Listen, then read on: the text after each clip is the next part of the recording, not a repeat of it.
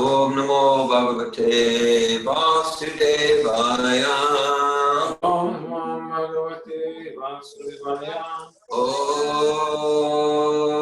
Namo Bhagavate Vasudevaya. Om Namo Bhagavate Vasudevaya. Om Namo Bhagavate Vasudevaya. Om Namo Bhagavate Vasudevaya. Om Ganatimirandasya Gananjana Shalakaya Chakshunmilitam Yena Tasmai Shri Gurve Namaha. Shri Chaitanya Manobhishtam Stapitam Yena Bhutale Svayamrupa Karamayam Darati Svaparantikam Vandeham Shri Guru Shri Tapadkamalam Shri Gurun Vaishnavamscha Shri Rupam Sagrajatam Saganaragnatanditam Tam Sajivam Sadvaitam Savadutam Paritana Saitan Krishna Chaitanya Devam Shri Radha Krishna Padan Sagna Lalita Shri Vishakanditam Scha Hey Krishna Karuna Sindhu Dina Bandhu Jagatpate Gopisha Gopika Kanta Radha Kanta Namastate Tapta Kanchan Gauranga Radhe Vrindavaneshware Vishabhanu Sate Devi Pranamami Hare Priye Panchakalpata Yubhyascha Kripa Sindhu Bhyevacha Pachitanan Pavanebhyo Vaishnavebhyo Namo Namaha Jai Sri Krishna Chaitanya Prabhu Nityananda Sri Advaita Gadadhar Sri Vasari Gaura Bhakta Hare Krishna Krishna Krishna Hare Hare Hare Rama Rama Rama Hare Hare Namo Vishnu Padaya Krishna Prastaya Bhutale Srimate Bhakti Vedanta Swami Niti Namine Namaste Saraswati Deve Gauravani Pacharine Nirvishesha Shunyavadi Paschatya Desha Tarine Narayanam Namaskritya Naram Charinarotamam Devim Saraswatim Vyasam Tato Jayamutirayat. Before reciting the Srimad Bhagavatam, which is the very means of conquest, one should first offer respectful obeisances unto the personality of Godhead Narayan, and to Narayan Rishi, the supremest human being, and to Mother Saraswati, the goddess of learning, and unto Srila Vyasadeva, the author. Nashta Prayeshva Bhadreshu Nityam Bhagavata Sevaya Bhagavat Utama Shloke Bhaktir Bhavati Naistiki. Hare Krishna. It's April 27th, 2020. And on these, some of these evening programs on Mondays, the past few weeks, we've been reading from the Srimad Bhagavatam 10th canto. The 10th canto is entitled the Summum Bonum, means like all the other cantos about creation, the different orders lead up to the 10th canto. The 10th canto are 89 or 90 chapters directly about the pastimes of Sri Krishna, Ete Chantakala Pumsa, Krishna's tu Bhagavan Svana. Bhagavatam describes, I don't know, maybe 24 or so incarnations and avatars of the Lord. And Krishna is the fountainhead, Krishna is the source of all the incarnations. The 10th canto is especially sweet. And so Srila Prabhupada, of course, he gave us Krishna book, which is the entire 10th canto in narrative form. And then in the form of, with the Sanskrits and the verses and the purport and word for word, he gave us through the 13th chapter. So we've been reading like the 12th and 13th chapters of this 10th canto. Right now we're on Canto 10, Chapter 13. Chapter 13 is entitled Brahma Stealing the Boys and Calves. And right now we're in text 15. So we do this in a somewhat informal manner. We can read the Sanskrit together, and then we'll read the translation and purport. Maybe we'll read a few verses, have some discussion, see what impact and realizations we get. So this is, Srila Prabhupada, he departed from our manifest presence on November 14th, 1977. And this is what he was translated till his last breath. Till his last breath. he was translating these particular verses, this 13th chapter of the 10th canto. So it's there's this, of course, every vibration from Srila Prabhupada is completely special and transcendental and purifying for the heart and the mind. And there's a special flavor here. Okay, so this is text 15, and text 15 of chapter 13, canto 10. Ambojan majanis tarantaragato mayor bakaseshitu drashtum manjumahit vamanyadapitat patsanito vasapam nitvanyatra kuru dvahantaradadad kevastito yahura Dvishvaga suramoksanam prabhavata prapta param vismayam. Oh Maharaj Parikshit. So this is Shukadeva Goswami speaking on the banks of the Ganges to Maharaj Parikshit. Oh Maharaj Parikshit, Brahma, who resides in the higher planetary system in the sky, had observed the activities of the most powerful Krishna in killing and delivering Aghasura, and he was astonished. Now that same Brahma wanted to show some of his own power and see the power of Krishna, who was engaged in his childhood pastimes, playing as if with ordinary cowherd boys. Therefore, in Krishna's absence, Brahma took all the boys and caves to another place. Thus he became entangled, for in the very near future he would see how powerful Krishna was. Yes.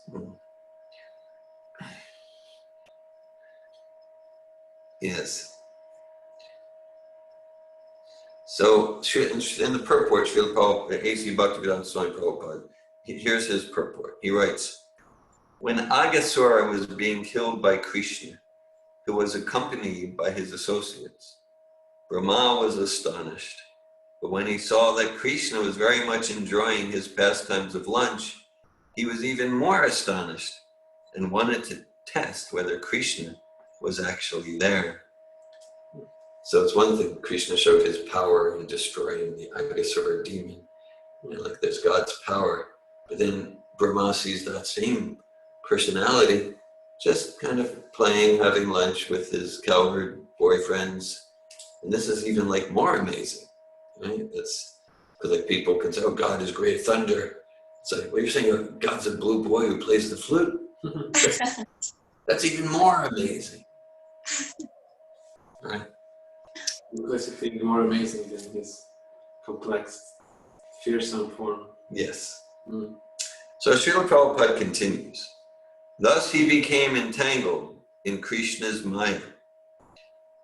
After all, Brahma was born materially, as mentioned here, Ambojanma Jani. He was born of Amboja, a lotus flower. It does not matter that he was born of a lotus and not of any man, animal, or material father. A lotus is also material, and anyone born through the material energy must be subject to the four material deficiencies. Brahma, the tendency to commit mistakes. Pramada, the tendency to be illusioned. Vipralipsa, the tendency to cheat. And Karanapatava, imperfect senses. Thus Brahma also became entangled. Brahma, with his Maya, wanted to test whether Krishna was actually present. These cowherd boys were but expansions of Krishna's personal self. Ananda Chinmaya Rasapati Bhavitavi. Later, Krishna would show Brahma how he expands himself into everything as his personal pleasure. Ananda Chinmaya Ras. Ladini Shaktir Asmat. Krishna has a transcendental potency called Ladini Shakti. He does not enjoy anything that is a product of the material energy. Brahma, therefore, would see Lord Krishna expand his energy. Brahma wanted to take away Krishna's associates, but instead he took away some other boys and calves. Ravana wanted to take away Sita, but that was impossible, and instead he took away Amaya Sita. Similarly, Brahma took away Mayar Bhaka, boys manifested by Krishna's Maya. Brahma could show some extraordinary opulence to the Mayar Bhaka, but he could not show any extraordinary potency to Krishna's associates that he would see in the very near future. Mayar Bhakasya Ishitu. This bewilderment, this Maya, was caused by the supreme controller, Prabhavata, the all-potent supreme person, Krishna, and we shall see the result. Anyone materially born is subject to bewilderment. This pastime is therefore called Brahma Vimohan Lila, the pastime of bewildering Brahma. Mohitam Navijanati Mame Bhya Param Amen. That's from Bhagavad Gita 7.13.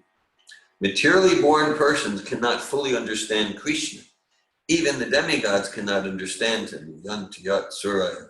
Tene Brahma Prida Ya Adikave. That's from the first verse of Bhagavatam 1:1:1.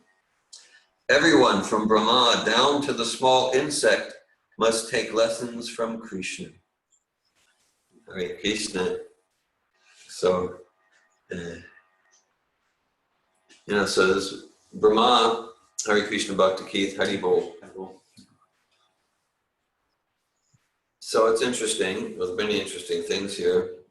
One, so Brahma, he's the first acharya in our disciplic succession.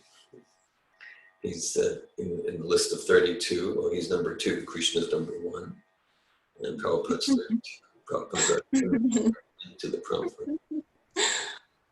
And so,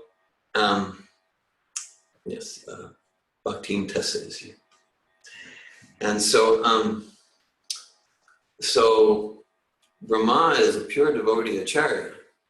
Okay, and that's why we need to be careful when we read pastimes like this. He's the spiritual master of Narada Muni, or the spiritual master of Srila Vyasadeva, Krishna, Shri Krishna Chaitanya Radha Krishna Mahayana. Lord Chaitanya is a combined appearance of Radharani and Krishna. He appears in Brahma's parampara. So sometimes we hear about Brahma as the head of our sampradaya, as like that. And sometimes we hear about Brahma as a demigod who's, the demigods are all very pious, but the demigods, they're also subjected to the 4 defects, and they're subjected to illusion, and like that. So this is kind of Brahma as the demigod. So just sometimes we hear about Brahma in different ways. It's like important to know which perspective we're connecting with. And so, and that's definitely, like in the Bhagavad Gita, Krishna says, Aham adirhi devanam maharshinam cha sarvasha. Krishna says, I am the source of all the demigods. I'm the source of all the sages. So like if it said, oh yeah, Krishna is like another prophet, he's a sage, no, he's the source of the demigods, he's the source of the sages. Just like Jesus says, he is the son, he's a pure son of the Father. Krishna says, Aham Prabhuapda, he's the Father. So, and then we see that that's a theme in Krishna book, in the 10th canto of Srimad Bhagavatam, that there's as many pastimes where Krishna is showing his dominion, his supremacy over not just any demigods, over the top demigods. So this is with Brahma gets all, and then of course, as we go into the next chapter, which is many verses away, Brahma becomes humble, and like that. A little later in the 10th canto, starting around chapter 24, we hear about Indra. So Indra is a great demigod, and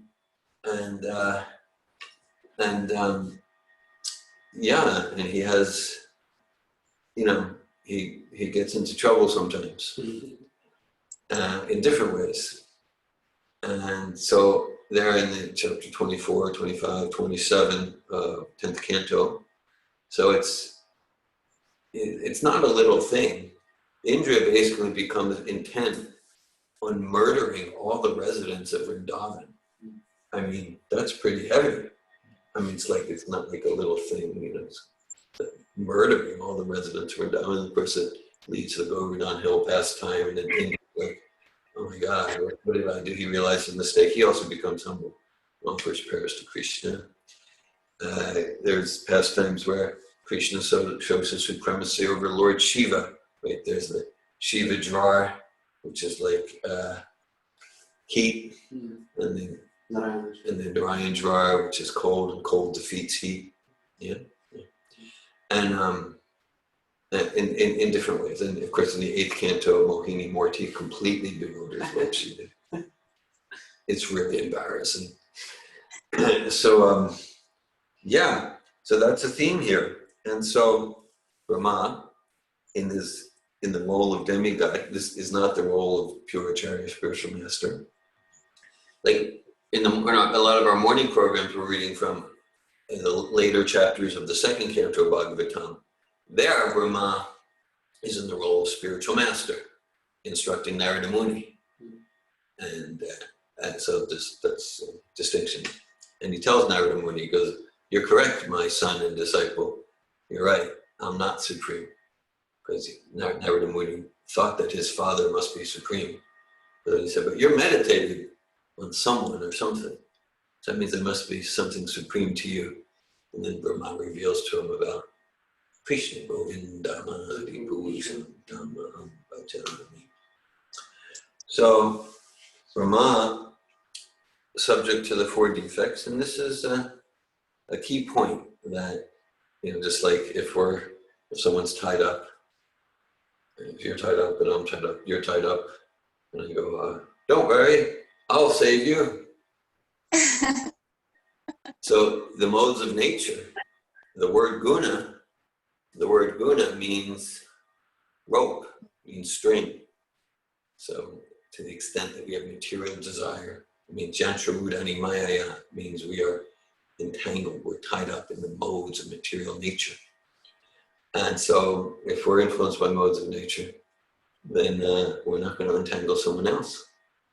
And so that's why it's, if we really want to move towards liberation, if we really want to be intent on the Back to Godhead program, Back to Godhead project, meaning like we're serious, like I am not going to be forced to take another material birth again, it means we steadily take shelter in vibration that's coming from a transcendental source.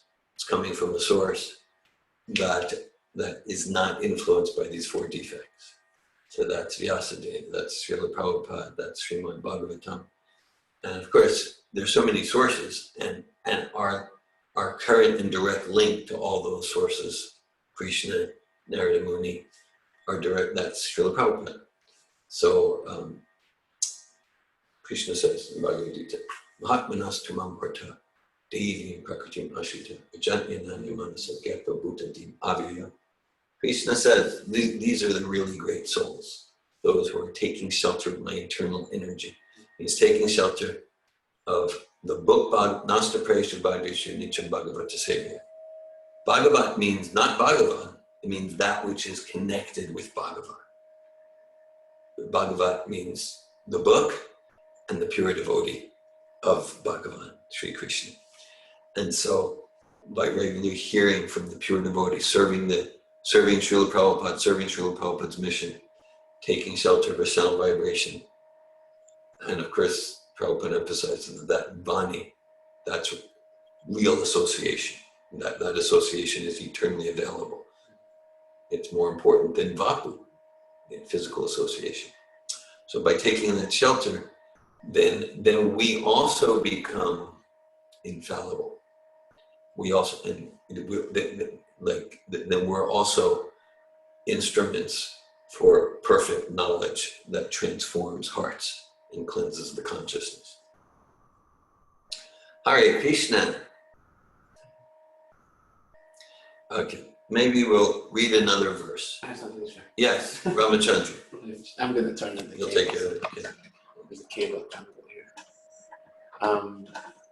Yeah, like when we're getting closer to the final days of Prabhupada, final words of Prabhupada, and final final pastimes of Krishna in Prabhupada's bringing them to us into our heart, and I see a lot of.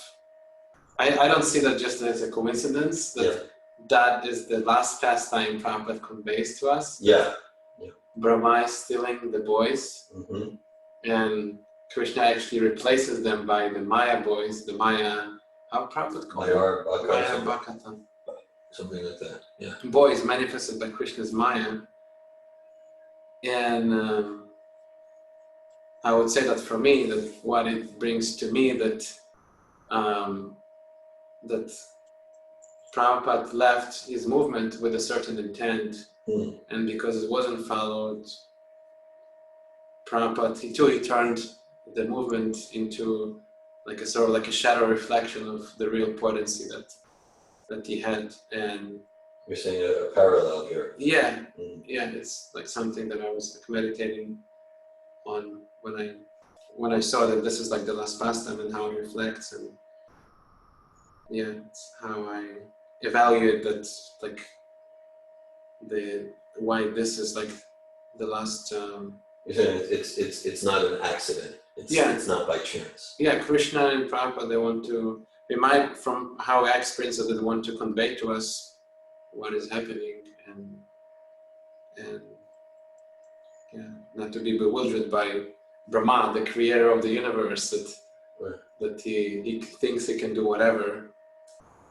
So similarly, like so many people who appear to be powerful, they can appear to surpass Prabhupada by either that's number of disciples or by accumulation of wealth or so-called knowledge, but Prabhupada is way, way, way beyond that, and he contracted by simply just like Ravan tried to take Sita, and as soon as he touched Sita, she turned into Maya Sita.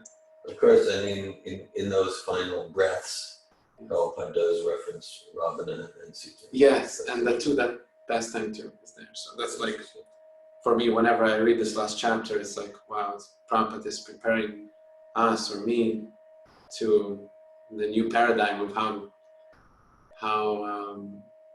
things, in a sense, are for the next, I don't know, for the next 10,000 years, but it's always there, right? There's always a society of cheaters and cheated out there. So, including in institutions supposedly spiritual. Yeah.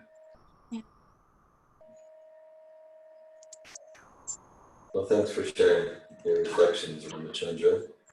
And so our opportunity is to be a representative of Prabhupada's real movement, and we can look at ourselves. To what extent am I a cheater, and to what extent am I representing Prabhupada's real movement, and that's really for our own bliss. I mean, when I'm aligned with serving Prabhupada's mission, then I'm happy and fulfilled and peaceful.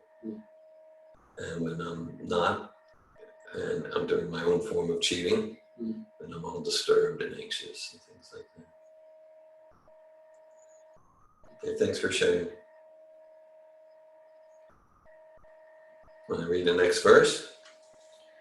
Okay, so text 16 of chapter 13. Tato vatsana dvishvaitya punepi chavatsapan ubhavapi vani Krishna vichikaya samantata. Bhakta Keith, would you like to read the translation and purport? Therefore, when Krishna was unable to find the calves, he returned to the bank of the river, but there he was also unable to see the cowherd boys. Thus he began to search for both the calves and the boys. As he did, he could not understand what happened. Purport.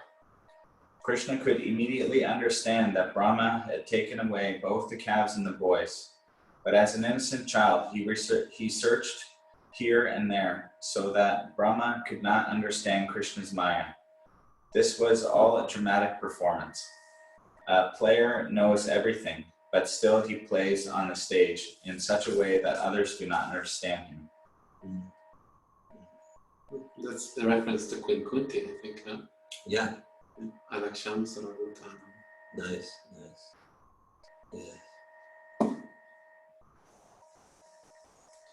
Yeah, so Krishna's play acting very convincingly. Like Rama's thinking he's victorious here. Look, this boy's confused. I did it. And then this has always been one of my favorite pastimes. Huh. It's always been, because I've always been amused and captivated how Brahma's mystic power completely boomerangs on him, and he becomes so confused he doesn't know which way is up. And it was always amusing for me.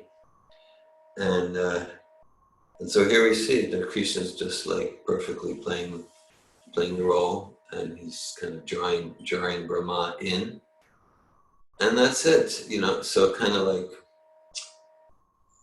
this conceptions of God, so conceptions of God, and God is the supreme enjoyer, and here we have Krishna enjoying with the cowherd boys, enjoying being quite the trickster with Brahma, right, and letting Brahma think that, oh, you have such wonderful mystic powers. So, so if people scoff at the idea of God as personality, so, well, you have a personality, you like to have fun, you like to play, so how can we deny that to God? How's that logical? How's that logical, right? Whatever exists, janma dhyasa yata, whatever exists in the effect must exist in the source. So we have a playful thing. We like to be the magician, right?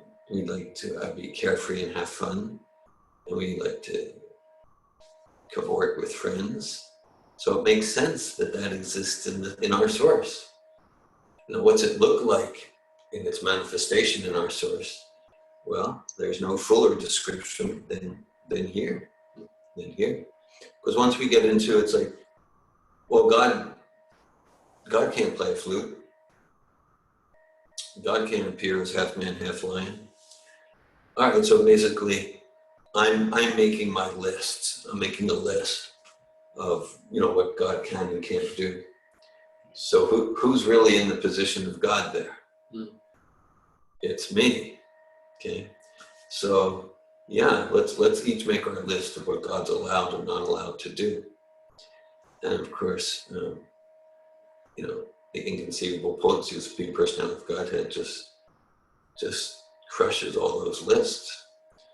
And then we get into, okay, well, it would seem if God's all powerful, if he wants to appear bluish, if he wants to appear greenish, if he wants to appear as a woman, if he wants to appear as a man, if he wants to appear as a pig. He wants to live on a planet that looks like a lotus flower, and yeah, and do it if he freaking wants to. There you go, right? And they said, well, of course he can, but he wouldn't. Well, where did that come to you in a flash in the dream? So in the Vedas, here in the Bhagavatam, but Prabhupada would say that, okay, there's conceptions of God as the white light, conceptions of God as the great one in the sky, okay. But here Prabhupada says we have descriptions of it. We know his address, we know the name of his girlfriend, we know the name of his parents.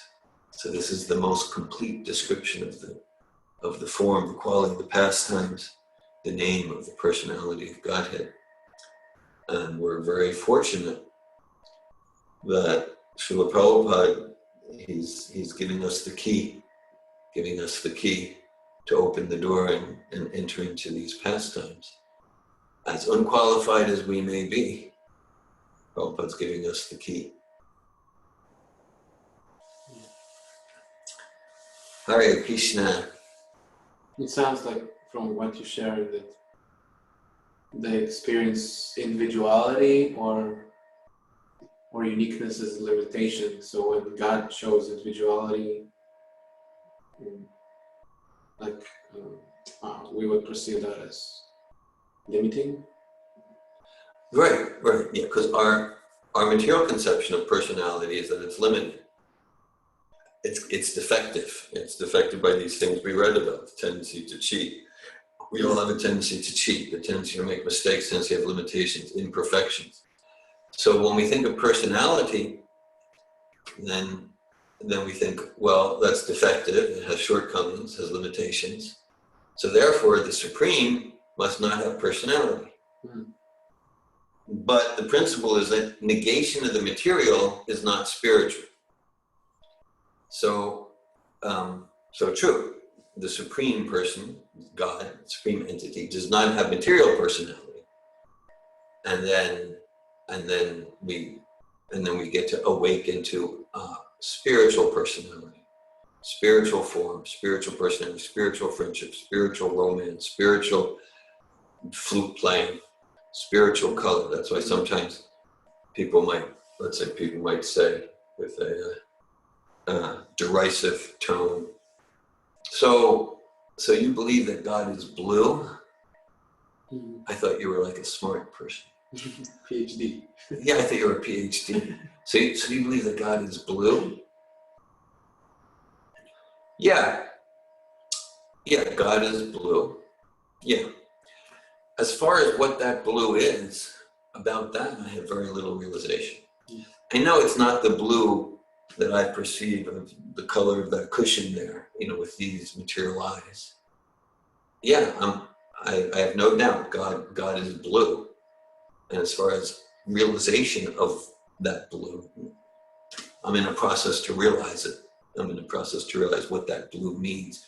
I'm in a process to realize what spiritual friendship means, what spiritual flute means, what spiritual name means. We're in a process. The foundation of that process is Hare Krishna, Krishna Krishna, Hare Hare, Hare Rama, Hare Rama, Rama Rama, Hare Hare. Yes. So, just like, say an example, let's say if the first time in my life someone gives me an apple, and it's one of these kind of like styrofoamy apples, and it's kind of like, it's way past, so I buried it inside, it's like, it's terrible. Okay. So let's say a few years later, someone gives me an apple, but this is like fresh, organic, perfectly ready.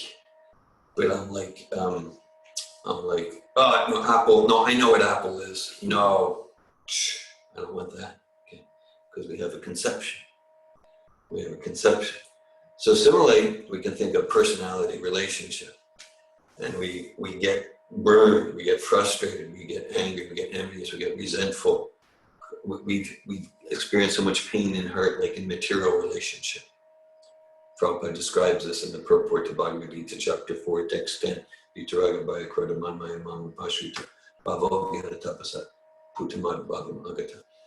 And that Prabhupada said that we have such painful experience of material relationship. So then at some point, people says, okay, I'm finished with materialism. I want to become spiritual. And then the idea that in spiritual life, there's eternal relationship. No, that's terrible, because I've been hurt and burned and I've experienced so much pain in material relationship. That's why the voidist and impersonalist philosophies, that's a reason why they're so attractive. That, to be spiritual, no more relationship. I get to escape from that and merge into the oneness and realize that I'm God and whatever it is. And that's the attraction there. And then the special offering of Bhakti, of Krishna consciousness is, yes, so then there's spiritual relationship, as quoted. Ananda Chinmaya Rasa Pratibhava Tabirya Eva Nija Upataya Kalabi Golope Eva Niva Satyakila Mabuto Govinda Mari Bhusham Tamam Bhajami. Spiritual relationship that is truly pure. And it's not, as long as you have any material desire to enjoy separate from Krishna's enjoyment, then we're involved in material relationship. But that explains a lot of the psychology why the non-personalist, voidist philosophies are popular, because it's like an escape from the pain of relationship. Yeah, I remember this verse, Bhavanam Janmanamate, Prabhupada in the purport it says in the beginning spiritual life there's a tendency towards impersonalism. Yeah.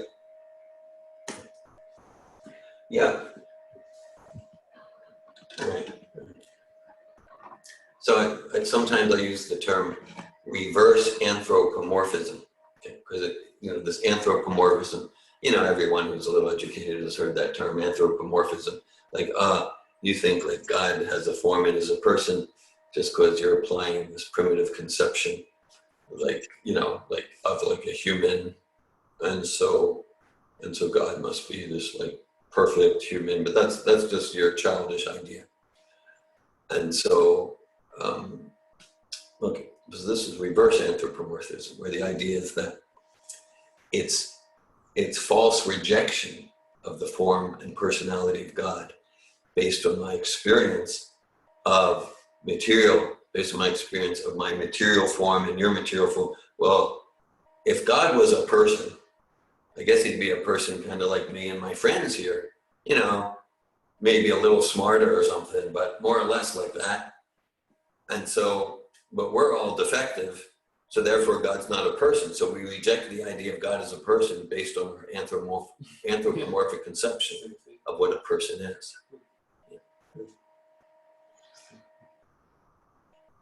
I kind of heard like the argument a lot that he should be everything.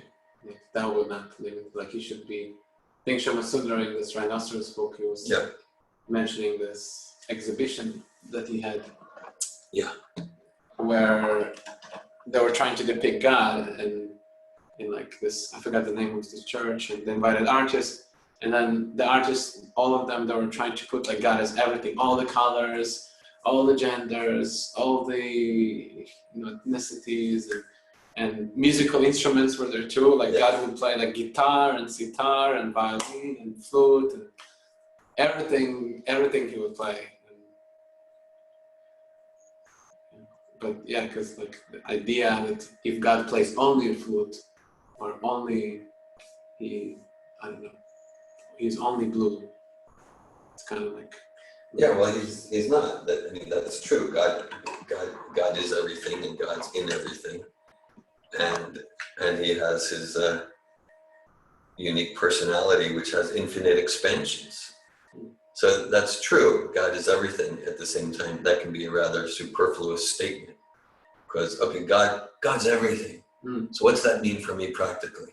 It means I can do anything and call myself spiritual or godly. Yeah.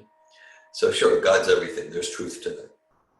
Anantarasta Paramanuchantarastam.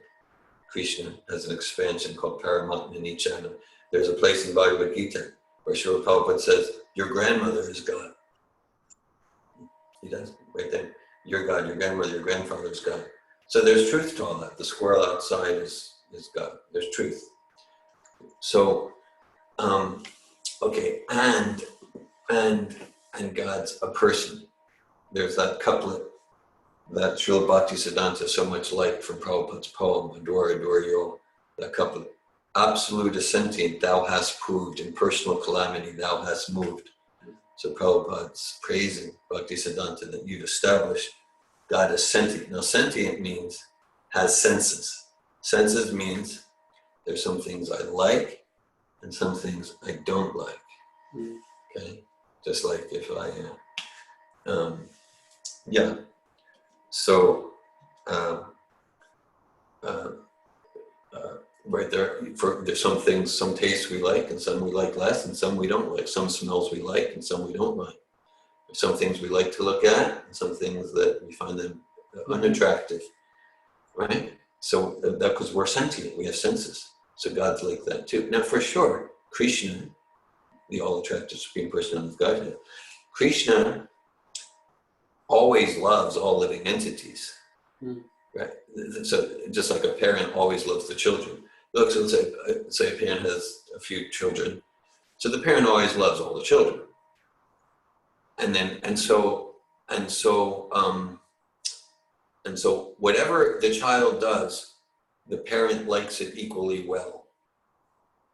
No. Let's say one child becomes a derelict and commits crimes and murders and ends up in prison. No, the parent doesn't like that. And then another child becomes a responsible, contributing member of society, and he remembers his parents' birthdays. Well, the parent likes that more. Right? So similarly, sure, God always loves us. There's no eternal damnation or something. And there are some things we can do to please Krishna, and some things we do that are not pleasing. Because he's a person. And that's the thing.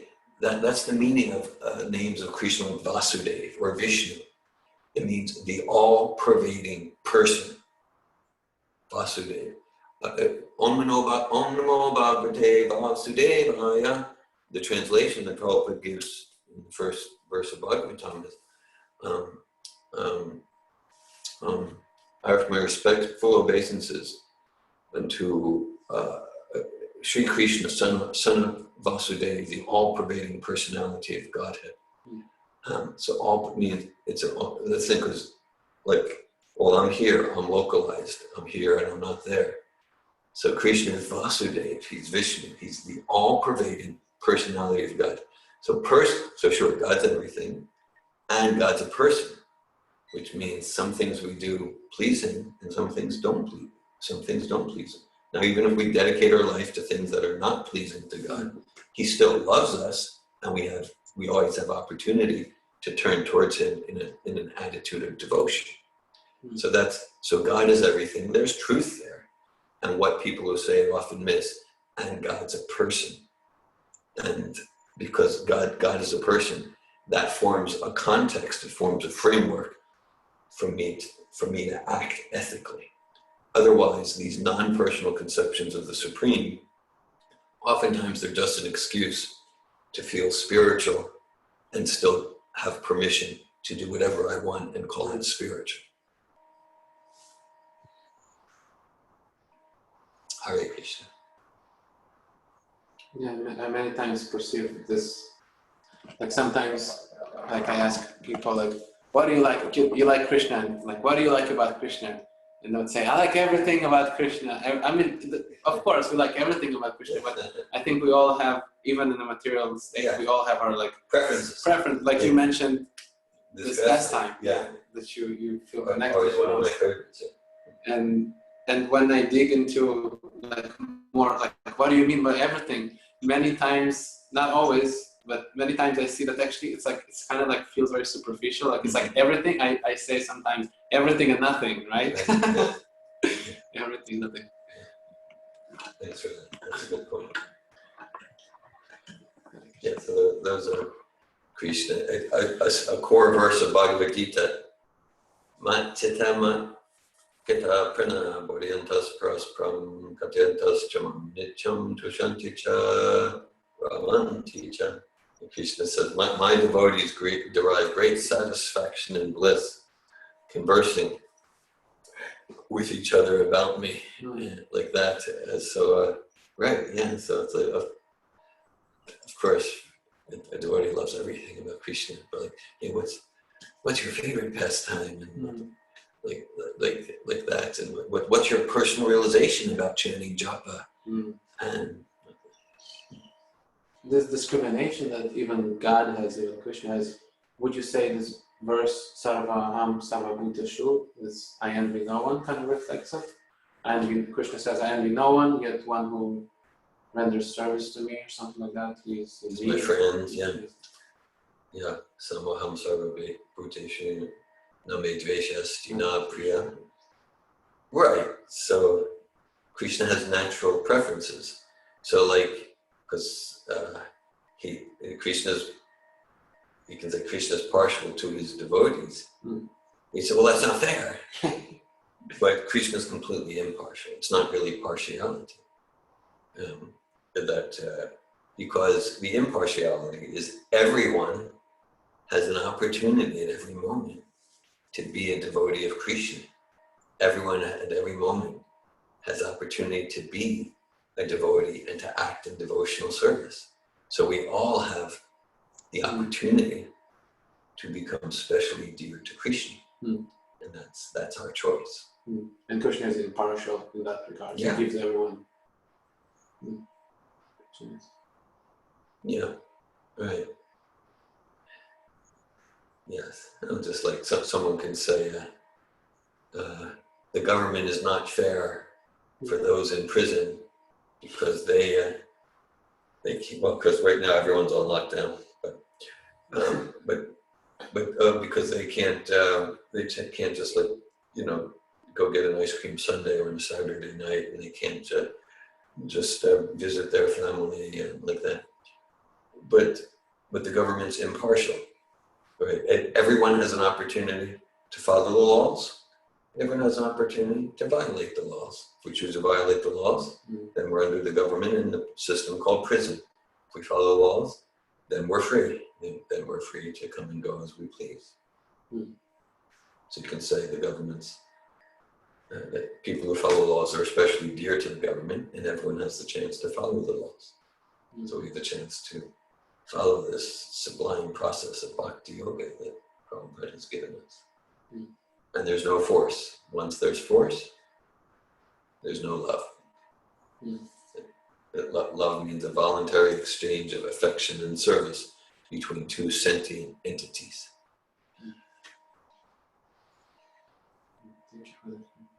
Hare Krishna.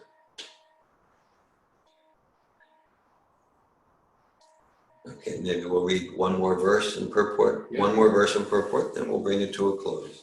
So where are we? We're on text 17. Fapya dvishpantar vipine vatsam palams chavishvavit sarvam vidi kritam Krishna sahasara jagamaha. Ramachandra, would you like to read translation and purport?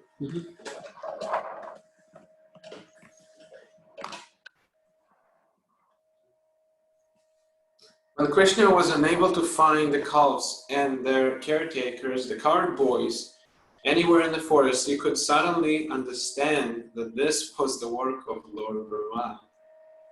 Purport by Srila Prabhupada. Although Krishna is Vishvavit, the knower of everything happening in the entire cosmic manifestation, as an innocent child he showed ignorance of Brahma's actions. Although he could immediately understand that these were the doings of Brahma, this pastime is called Brahma Vimohana, the bewilderment of Brahma. Brahma was already bewildered by Krishna's activities as an innocent child, and now he would be further bewildered. I really like how, I don't know, to me it sounds like Prabhupada is so casual with us here. He's like, come to my bed, I'm going to read you these bedtime stories. Yeah, it does feel like that. And we can see, in Shukadeva Goswami's speech in this verse, in the previous verse, Shukadeva Goswami, he's kind of giving us the meta view. He's saying that, thus he, Krishna, began to search for both the calves and the boys, as if he could not understand what had happened. So, he said, yeah, look at Krishna playing such a perfect actor, as if. So then in this verse, Shukadeva, he's completely in, yes, he's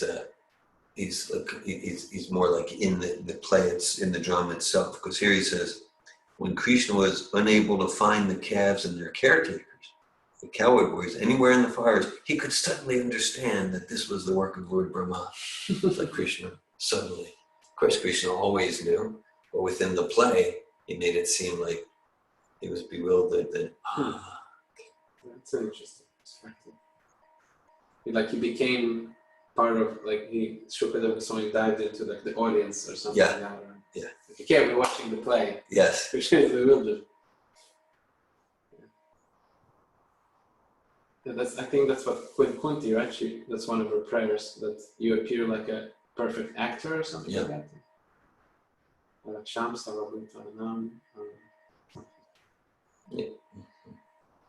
Standing there with the yogurt and the fruit in his hands.